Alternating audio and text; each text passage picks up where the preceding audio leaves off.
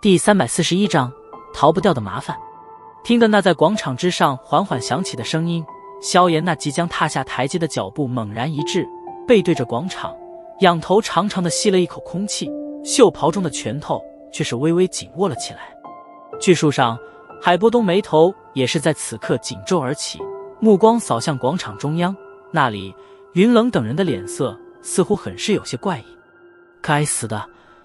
难道被认出来了？海波东低低的喃喃了一声，体内雄魂斗气却是悄然地运转了起来。广场之上，随着云冷的声音，那一道道目光再次投注到了即将踏下台阶的薛寿的背影之上。那蓝嫣然抹去嘴角血迹，抬头眼光复杂地望了一眼萧炎的背影，旋即转身对着云冷等人道：大长老，今日比试，嫣然的却技不如人。嫣然，这并非是因为比试之事，你暂且站开一些。云冷摆了摆手，脸色却是出人意料的显得有些严肃。瞧得云冷的脸色，纳兰嫣然一愣，略微迟疑了一下，也只得点了点头，拖着受伤的身体缓缓退到了一旁。而那里的几位云岚宗弟子赶忙起身给他让出了一个位置。怎么了？巨树上，法马等人也是被这突如其来的变故弄得有些茫然，互相对视了一眼，皆是一脸疑惑。难道那云冷因为比试输掉，还想将人家强行留下不成？嘉刑天笑道：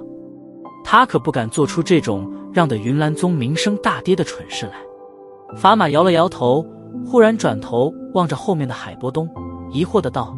海老头，你怎么了？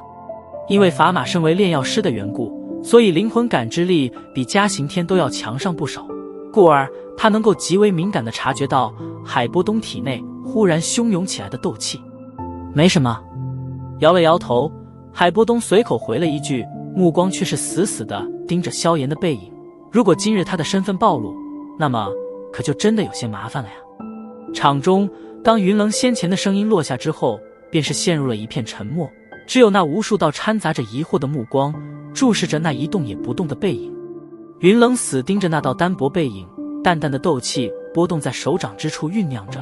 只要萧炎有着任何逃跑的举动，那么他便会立刻将之阻拦而下。安静的广场，气氛沉闷而诡异。安静持续了半晌，那道犹如石雕般的背影终于是略微动了一下，而随着其身影的抖动，云冷眼睛也是缓缓眯了起来，身体略微前倾，犹如那即将俯身下冲抓寻猎物的苍鹰。云冷长老，何事？突如其来的淡淡声音终于打破了广场的安静，也让得云冷前倾的身体略微一僵。场中无数道目光再次转移，不过现在却是全部转到了云冷身上。除开那少许人之外，大多数的云岚宗弟子都并不清楚在这种时候为什么云冷会忽然出言将萧炎阻拦而下。在众目睽睽之下，云冷缓缓站起身子，目光阴厉地盯着萧炎，沉声道：不知道萧炎先生是否听过几个月之前我云岚宗外门执事墨家墨城之死的消息？云冷此话一出，广场上顿时响起了一些窃窃私语。墨城在云岚宗地位并不低，而且由于其出色的交际手段，因此在宗内关系也还算不错。当初他的死也在宗内掀起了一阵骚动，而执法队也特地前去盐城调查过，不过所得消息甚微，只知道出现了2个实力极强的神秘人，然后将墨城击杀。可关于那2个神秘人的消息，云岚宗却是并没有太多的消息，因此墨城的死一直是一些与之关系不错的长老们心中的刺。然而在这种时候，云冷忽然提起这件事，无疑是有些牛头不对马嘴。难道他还认为击杀墨城的人便是萧炎吧？心中闪过这一念头，众人便是有些好笑。要知道，墨城可是进入斗灵强者多年，萧炎却顶多只是一个大斗师而已，两者间的差距宛如天地之隔，萧炎怎么可能与这件事扯上关系？没有理会广场的窃窃私语，云冷只是死死盯着萧炎，等待着他的回答。袖袍之中的手掌轻微颤了颤，萧炎紧抿着嘴，心中深吸了一口气，压下那加剧的心跳，慢慢转过身来，再次面对着那庞大广场以及其中无数云岚宗弟子。淡如清风的声音回荡着广场：云冷长老，此话是何意？难道你还以为墨城是我所杀不成？是吗？低笑了一声，云冷指向一旁的葛叶，低沉的声音响彻而起。嫣然与葛叶当初刚好参加了莫城的寿诞，所以正好在现场，其中葛叶更是亲自与那名神秘人交过手。在交手过程中，他看见了对方的面貌，不过由于是匆忙一瞥，所以略有些模糊，因此直到刚才他方才敢确定那个神秘人便是你，萧炎。眼瞳猛然一睁，云冷厉声大喝：寂静！死一般寂静！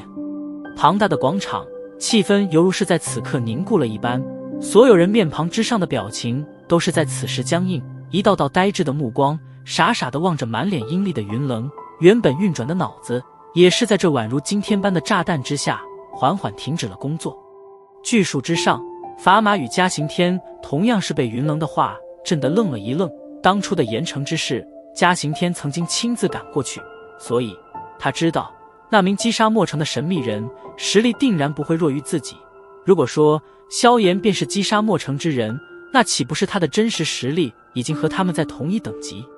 一个10几岁，刚刚介于少年与青年之间的小家伙，是一名斗皇强者，这就算是打娘胎里修炼，那也是绝对不可能的事啊！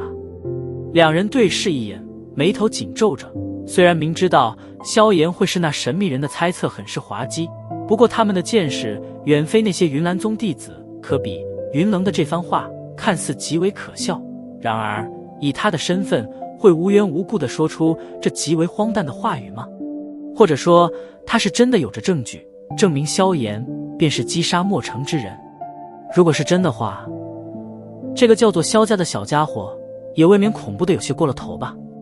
在满心疑惑的砝码以及嘉刑天身后是那兰杰以及沐尘等人，但此时的他们也同样是进入了呆滞状态。云冷的这番话对他们的冲击实在是有些太大了。如果他所说是真，那么岂不是说明现在萧炎所展现出来的实力仅仅还只是他的冰山一角？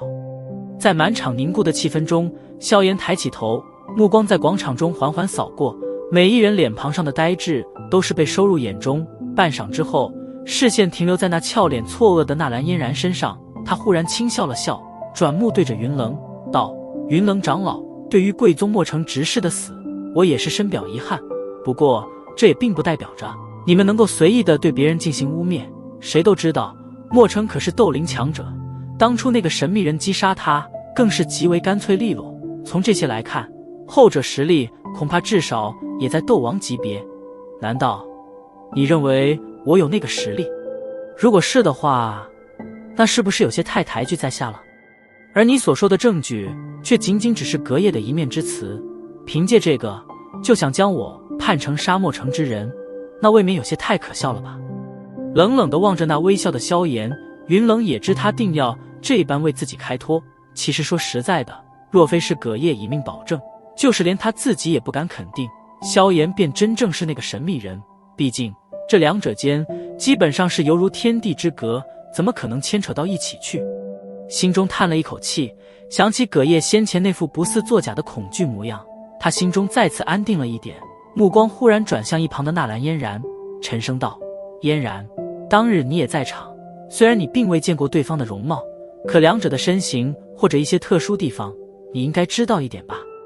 云冷的话顿时将全场的目光拉向了那俏脸还略微有些苍白的纳兰嫣然身上，包括着站在广场边缘的萧炎。突如其来的问话让的脑子还处于一片浆糊的纳兰嫣然怔了怔，缓缓转过头，眸子凝视着那张淡漠的清秀脸庞，旋即视线在其身体上下仔细地转动着。随着纳兰嫣然的扫视，广场之上的所有人心脏都是猛地提了起来。在这种时候，纳兰嫣然的话语虽然不敢说是有着决定性的作用，可却无疑将会加大萧炎的嫌疑力度。广场之上气氛再度安静，好半晌之后，纳兰嫣然收回了目光，摇了摇头，缓缓地道：大长老，当日的神秘人身着宽大袍服，遮掩了实际身形，所以我也并不能辨别他的身份。闻言，萧炎心中悄然松了一口气，而云冷等人脸色却是略微有些难看。对了，我记起来了，当初那个神秘人在击杀莫城时，曾经施展了一种极为恐怖的白色火焰。略微有些尖锐的声音忽忽然猛地自脸色涨红的葛叶嘴中喊出。听得葛叶的喊声，砝码以及嘉刑天、那兰杰等人脸色骤然大变，他们猛然记起，在炼药师大会之时，萧炎也曾经动用了一种极为神秘的白色火焰。这一刻，一股骇然笼罩上众人心头。这一刻，萧炎脸色缓缓阴沉。